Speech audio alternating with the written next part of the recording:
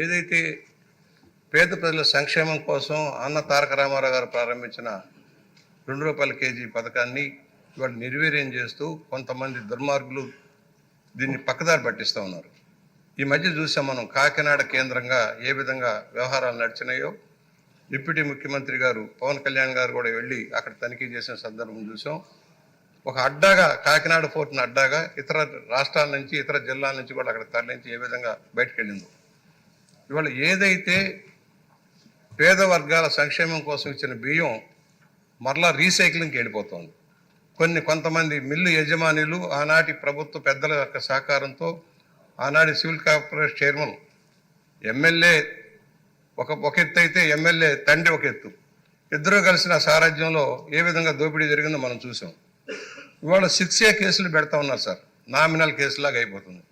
బందర్లో మాజీ మంత్రి గారు ఏ విధంగా వ్యవహరించారో, కుటుంబ సభ్యులు ఏ విధంగా సివిల్ సప్లైస్ గోడౌన్స్లోని బియ్యాన్ని తరలించారో మనం చూసాం. ఇవాళ దెయ్యాలు వేదాలు ఉంచినట్టుగా పెద్ద పెద్ద కబుర్లు చెబుతా ఉన్నారు. నేను అడుగుతా ఉన్నా, అసలు రాష్ట్రంలో రేషన్ కార్డులకు సప్లై చేస్తున్న రేషన్ ఎంత? ఇవాళ ఎందుకంటే చాలామంది ఆ బియ్యాన్ని వాడుకోకుండా ఇతర అని అమ్ముతా ఉన్నారు. కొంతమంది ఎవరైతే ఈ బియ్యం సప్లైదారులు కూడా అక్కడ ఇవ్వకుండా వాళ్ళకి నగదు ఇచ్చి కొంత చేతిలో ₹10 ₹5 చేతిలో పెట్టి ఆ బియ్యాన్ని మళ్ళా సార్టెక్ చేసి ఇతర ప్రాంతాలకి పంపించి ఎక్స్పోర్ట్ చేస్తే ప్రయత్నం చేస్తూ ఉన్నారు. దీనివల్ల ప్రభుత్వం ఎక్స్చెక్కర్ మీద భారం పడుతూ ఉంది, సామాన్య ప్రజలకు న్యాయం జరగడంలో. సార్టెక్ పేరుతో దోపిడీ చేశారు గత ప్రభుత్వం.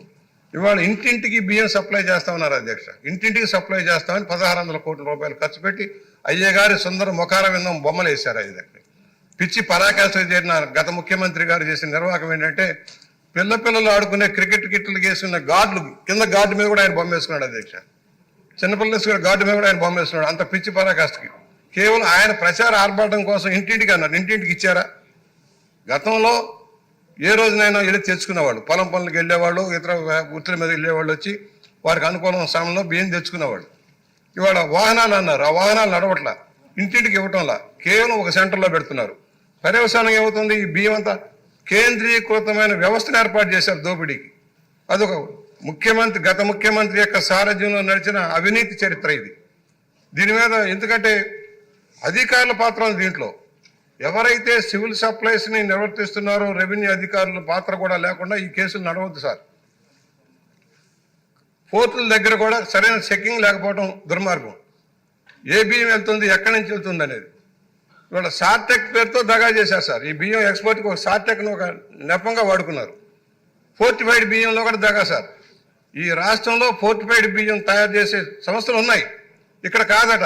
ఇతర జిల్లాల వాళ్ళు, ఇతర రాష్ట్రాల వాళ్ళు కావాలట.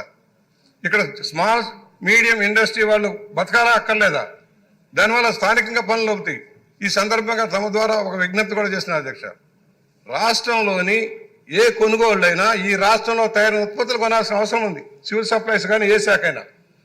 దానివల్ల ఇక్కడ ఉత్పత్తులకు డిమాండ్ వస్తుంది, జిఎస్టీ కూడా మనకే వస్తుంది సార్.